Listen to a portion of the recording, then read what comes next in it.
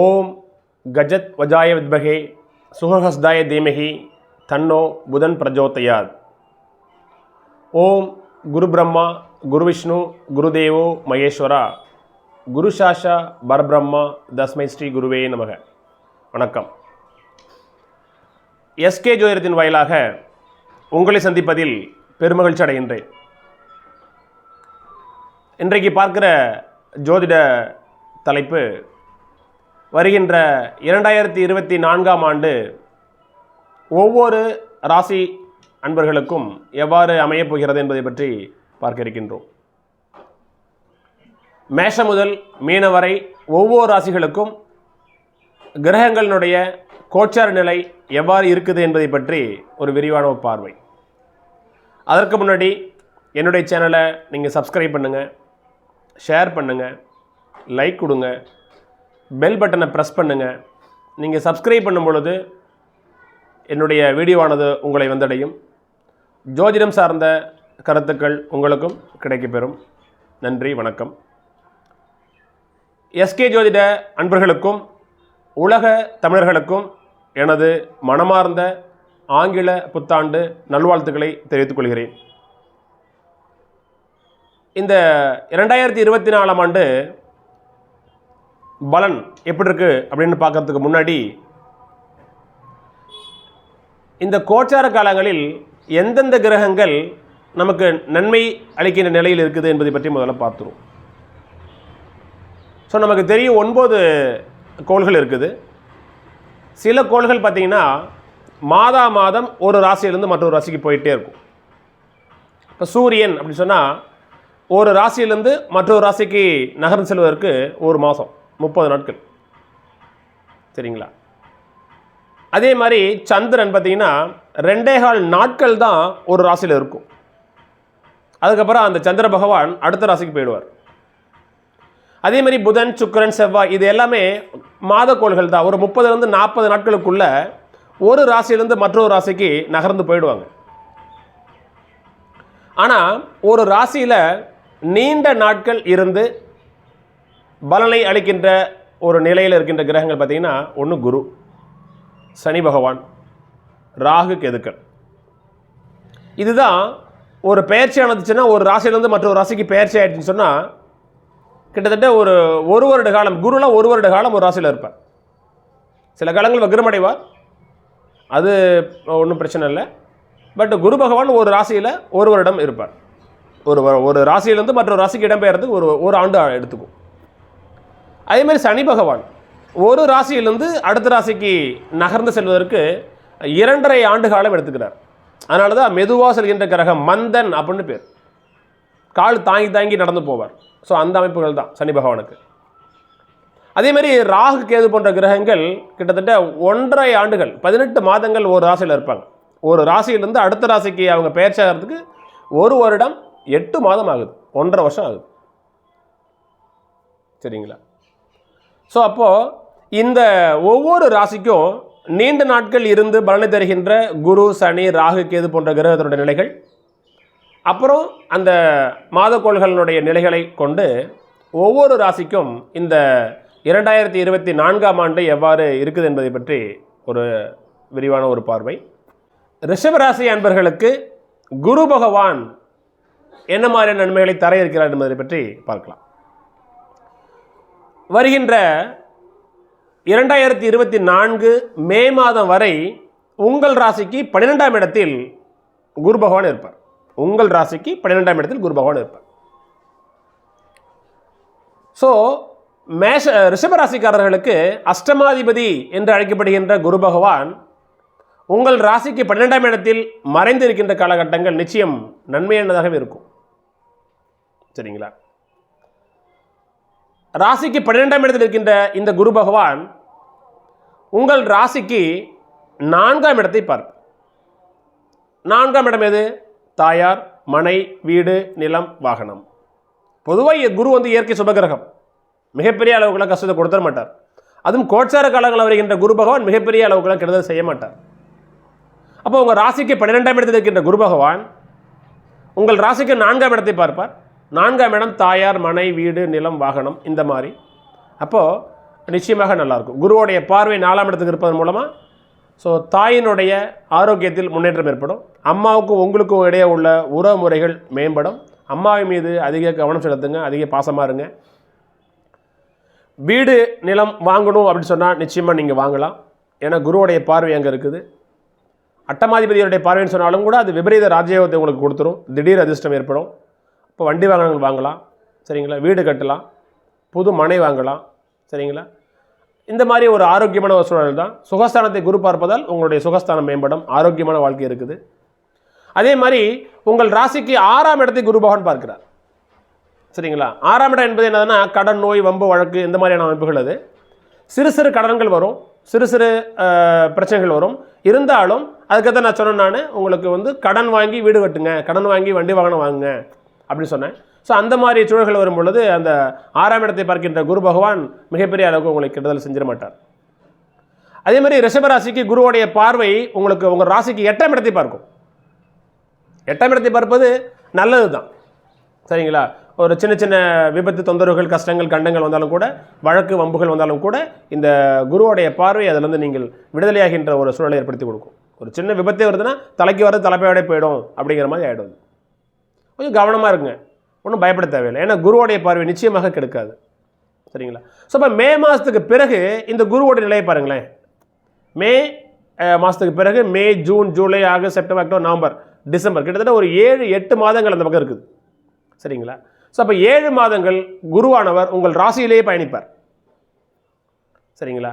நான் ஏற்கனவே சொல்லியிருக்க மாதிரி சந்திரன் மீது குரு நகரின்ற காலங்கள் நல்லா தான் இருக்கும், சரிங்களா? சந்திரன் மீது சனி போனால் தான் நமக்கு பிரச்சனை. என்னதான் ரிஷபராசிக்கு அவன் அஷ்டமாதிபதினு சொன்னாலும் கூட குரு ஒரு இயற்கை சுபகிரகம் என்பதனால், அதுவும் கோச்சார காலங்களில் வருகின்ற குரு பகவான் மிகப்பெரிய அளவுக்கு தொந்தரவு செய்ய மாட்டார். உங்கள் ராசிலேயே குரு பகவான் போவார், மிகப்பெரிய அளவுக்குள்ள தொந்தரவு செய்ய மாட்டார். ஸோ எனவே மே மாதத்துக்கு பிறகு குரு பகவான் உங்கள் ராசியிலிருந்து உங்கள் ராசிக்கு 5ஆம் இடத்தை பார்ப்பார், உங்கள் ராசிக்கு 7ஆம் இடத்தை பார்ப்பார், உங்கள் ராசிக்கு 9ஆம் இடத்தை பார்ப்பார், சரிங்களா? அப்போ மே மாதம் 2024க்கு பிறகு உங்கள் ராசிக்கு 5ஆம் இடத்தை குரு பகவான் பார்ப்பதால் பூர்வீக சொத்துக்கள் லாபங்கள் கிடைக்கும். குழந்தை பாக்கியம் இல்லாதவர்களுக்கு குழந்தை பாக்கியம் கிடைக்கும், சரிங்களா? அதிர்ஷ்டம் தேடி வரும். பிள்ளைகளுடைய ஆரோக்கியத்தில் முன்னேற்றம் இருக்கும். பிள்ளைகளுடைய படிப்பில் நல்ல முன்னேற்றம் இருக்கும். பிள்ளைகளுக்காக நீங்கள் எடுக்கின்ற காரியங்கள் அனைத்தும் வெற்றி பெறும். பூர்வீகத்தில் இது நாள் வரை இருந்த சொத்து பிரச்சனைகள் தீர்ந்து போகும், சரிங்களா? பூர்வீகத்தில் ஒரு வீடு கட்டலாமா, கட்டுங்க. பூர்வீகம் சார்ந்த வகைகளில் பூர்வீகத்தை பயன்படுத்தி ஏதாவது ஒரு முதலீடு செய்யுங்க, நிச்சயமாக சக்ஸஸாக இருக்கும்.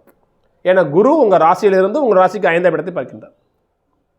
அதே மாதிரி மே மாதத்துக்கு பிறகு உங்கள் ராசிக்கு 7ஆம் இடத்தையும் பார்ப்பார் குரு பகவான். அப்போ ரிஷபராசிக்காரர்கள், திருமணத்தை எதிர்நோக்கி காத்து கொண்டிருக்கின்ற ரிஷபராசி அன்பர்கள், நண்பர்கள், நிச்சயமாக வருகின்ற மே மாதத்துக்கு பிறகு ஒரு முயற்சி எடுங்க, நிச்சயமாக உங்களுக்கு சக்ஸஸ் ஆகிடும், சரிங்களா? ஸோ இப்போ மார்கழி, தை, மாசி, பங்குனி, சித்திரை, வைகாசி, சித்திரை மாதம் வரலும் ஒரு 5 மாத காலம் வெயிட் பண்ணுங்கள். 5 மாதங்களுக்கு பிறகு ரிஷபராசி அன்பர்களுக்கு மே மாதத்தில் வருகின்ற இந்த ஒரு குரு பெயர்ச்சியானது உங்கள் ராசிக்கு 7ஆம் இடத்தை பார்க்கும் பொழுது திருமணம் கைகூடி வரும், சரிங்களா? திருமண காலகட்டத்தில் இருந்து திருமணத்துக்காக வெயிட் பண்ணுற உங்களுக்கு நிச்சயமாக நடக்கும். இதுதான் குருபலங்கிறது. எனக்கு எப்பொழுதுமே கோச்சார காலங்களில் 5, 7, 9ஆம் இடங்களை குரு பகவான் பார்க்கும் பொழுது சிறப்புங்கிறான், சரிங்களா? அப்போ உங்களோட ஜனனகால ஜாதகத்தில் பிறக்கின்ற நேரத்தில் குறிக்கப்பட்ட ஜாதகத்தில் உங்களுடைய 7ஆம் இடத்தோடு தொடர்புடைய கிரகத்தினுடைய தசாபுத்திகளும் இப்போ இருந்துன்னு சொன்னால் நிச்சயமாக இந்த குரு பெயர்ச்சியானது மே மாதத்துக்கு பிறகு உங்களுக்கு திருமண வாழ்க்கை கைகூடி வைக்கும், சரிங்க? நண்பர்கள் வகைகளில், பங்குதாரர்கள் வகைகளில் நல்ல ஒரு முன்னேற்றம் கிடைக்கும், சரிங்களா? அதிர்ஷ்டமான ஒரு காலகட்டம் இது. உங்கள் ராசிக்கு மே மாதத்துக்கு பிறகு ராசிக்கு 9ஆம் இடத்துக்கு குருபான் பார்க்கின்றார், சரிங்களா? அப்போ அப்பா சார்ந்த உறவுகள், அப்பா மூலமாக உங்களுக்கு நன்மைகள், சொத்து சேர்க்கை எல்லாம் கிடைக்கும். அப்பாவுடைய தொழில்கள் மூலமாக உங்களுக்கு லாபங்கள் கிடைக்கும். உங்களுக்கு அப்பாவுக்கு நல்ல ஒரு உறவு முறைகள் இருக்கும், சொல்லிக்கிட்டே இருக்கலாம். ஸோ ரிஷபராசி என்பர்களுக்கு இந்த குரு பெயர்ச்சிக்கு முன்னாடியும் சரி, குரு பெயர்ச்சி பிறகும் சரி, நிச்சயமாக ஒரு யோகத்தை தான் கொடுக்குது. எனவே ரிஷபராசிக்காரர்கள் நீங்கள் எந்த விதமான சலனமும் அடைய தேவையில்லை. குருவோட நிலை உங்களுக்கு சிறப்பாக இருக்குது.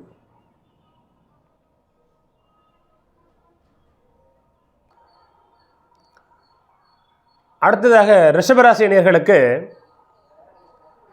கோச்சாரத்தில் உங்கள் ராசிக்கு 10ஆம் இடத்தில் இருக்கின்ற இந்த சனி பகவான் இந்த ஆண்டு முழுமையாக என்ன மாதிரியான பலன்களை தர இருக்கிறார் என்பதை பார்க்கலாம். ஃபஸ்ட்டு குருவோடைய நிலையை பொறுத்து நம்ம ஒரு விரிவான ஒரு பார்வை பார்த்தோம். இப்போது உங்கள் ராசிக்கு 10ஆம் இடத்தில் இருக்கின்ற சனி பகவான் இந்த ஆண்டு உங்களுக்கு என்ன மாதிரியான நற்பலன்களை தர இருக்கிறார் என்பதை பற்றி பார்க்கலாம். சனி பகவான் ரிஷபராசிக்காரர்களுக்கு மிகப்பெரிய நன்மைகளை செய்ய கடமைப்பட்டவருங்கிறத மறந்துடக்கூடாது. ஏன்னா உங்கள் ராசி அதிபதி சுக்கிரனுக்கு சனி பகவான் மிக நெருங்கி நண்பர். சனி கெட்டாலுமே உங்களுக்கு நன்மை செய்வார். அப்போ ரிஷபராசிக்காரர்களுக்கு 9 மற்றும் 10ஆம் இடத்துக்கு சொந்தக்காரர், தர்ம கர்மாதிபதி யோகத்தை செய்கின்ற ஒரு கிரகம் சனி பகவான் 10ஆம் இடத்திலே பலம் பெறுகின்றார். நிச்சயமாக தொழில் சார்ந்த வகைகளில் முன்னேற்றம் ஏற்படும். நான் ஏற்கனவே சனி பேச்சு பலன்களே போட்டிருக்கிறேன்.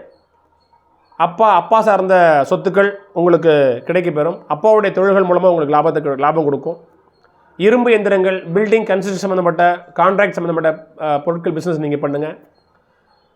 ஜனனகால ஜாதகத்தில் சனி திசையோ சனி புத்தியோ நடக்கும் பொழுது உங்களுடைய தொழில் ஸ்தானமும் சிறப்பாக இருக்கும் பட்சத்தில் இந்த சனி பயிற்சியானது உங்களுக்கு நிச்சயமாக நல்லா இருக்கும். இந்த 2024 முழுக்க சனியினுடைய பலன்கள் உங்களுக்கு சிறப்பாக தான் இருக்கும்.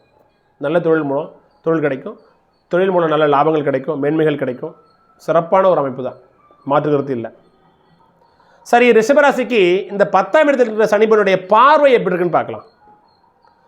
உங்கள் ராசிக்கு 10ஆம் இடத்தில் இருக்கின்ற சனி பகவான் உங்கள் ராசிக்கு 12ஆம் இடமான மேஷமனையை பார்க்கும். 12ஆம் இடம் என்பது ஏற்கனவே சொல்லியிருக்க மாதிரி வெளிநாடு, வெளிமாநிலங்கள், தூரதேசங்களுக்கு போகின்ற ஒரு சூழல். சரிங்களா, விரயஸ்தானம். அப்போ தொழில்கள் மூலமாக சில விரயங்கள் பண்ணி அந்த தொழில் மூலமாக நன்மைகள் இருக்கும். அப்போ தொழில் சார்ந்த வகைகளில் சில விரயங்கள் இருக்கும், ஆனாலும் அது உங்களுக்கு நன்மை தான் கொடுக்கும். ஏன்னா உங்கள் நண்பர். அப்போ 12ஆம் இடம் என்பது வெளிநாடு ஸ்தானம். அப்போ வெளிநாடு, வெளி மாநிலங்களுக்கு போக முயற்சி இருந்தீங்கன்னா அது கண்டிப்பாக ஜெயிக்கும். கொஞ்சம் முயற்சி பண்ணால் போதும். உங்கள் ராசிக்கு 4ஆம் இடத்தை சனி பகவான் பார்க்கின்றார், சுகஸ்தானத்தை பார்க்கின்றார். அப்போ தாயார், மனை, வீடு, நில, வாகனங்களில் சனி பகவான் பார்க்கும் பொழுது சனியினுடைய பார்வை மிகப்பெரிய அளவுக்கு கெடுக்காது. ஏன்னா உங்கள் ராசிக்கு அவர் நண்பர். அப்போ சிறு அதாவது அம்மாவுக்கு சில உடல்நல பாதிப்புகள் வந்தாலும் கூட அது சரியாக போயிடும். இருந்தாலும் உங்கள் ராசிக்கு 12ஆம் இடத்தில் குரு பகவான் இருப்பதனால் குருவுடைய பார்வை உங்கள் ராசிக்கு 4ஆம் இடத்தில் இருப்பதனால் சனியினுடைய பார்வையை மிகப்பெரிய அளவுக்கு நீங்கள் அதை ஒரு குறைவு இடத்துக்கு தேவையில்லை. சரிங்களா, சனியினுடைய பார்வை 4ஆம் இடத்துக்கு இருப்பது நன்மை தான். ஏன்னா உங்கள் ராசிக்கு அவர் நண்பர், மிகப்பெரிய அளவுக்கு எதுவும் செய்ய மாட்டார். சிறு உடல் உபாதைகளை கொடுப்பார். சுகஸ்தானத்தில் சில மன அழுத்தத்தை கொடுப்பார், மனநோயை கொடுப்பார். ஆனால் குருவுடைய பார்வை அதை நியூட்ரலைஸ் பண்ணிவிடும். ஸோ அதனால் டோன்ட் வரி. சரிங்களா, அதே மாதிரி உங்கள் ராசிக்கு 7ஆம் இடம் சனி பகவான் பார்க்கிறார். சரிங்களா, உங்கள் ராசியினுடைய சுபர் என்பதன் காரணத்தினால திருமணம் நிச்சயம் கைகூடி வரும். சரிங்களா, ரிஷபராசியை பொறுத்த மட்டும் உங்கள் ராசிக்கு சுக்கிர பகவான் அதிபர். நான் ஏற்கனவே சொன்ன மாதிரி சுக்கிரனுக்கு சனி நண்பர். எனவே சனியினுடைய பார்வை ரிஷபராசிக்காரர்களை எந்த சூழ்நிலையிலும் கெடுக்காது. அப்போ உங்கள் ராசிக்கு 7ஆம் இடத்தை சனி பகவான் பார்ப்பார். அப்போ திருமணம் கைகூடி வரும், உறவுகள் பலப்படும், நண்பர்கள் பலப்படும். நண்பர்கள் மூலமாக நல்ல லாபங்கள் கிடைக்கும், மேன்மைகள் கிடைக்கும். சரிங்களா, வெற்றி வாய்ப்புகள் உறுதியாக இருக்குது. மே மாதத்துக்கு பிறகு குருவும் உங்களுக்கு சப்போர்ட்டாக இருக்கிறார். நிச்சயமாக ரிஷபராசிக்காரர்களுக்கு இந்த ஆண்டு 2024ஆம் ஆண்டு நிச்சயமாக ஒரு அற்புதமான ஒரு வசந்தகாலம் என்றே நம்ம சொல்லலாம். ராகு பகவானும் நன்மைகளை செய்ய கடமைப்பட்ட பிளேஸ்லேயே இருக்கிறார்.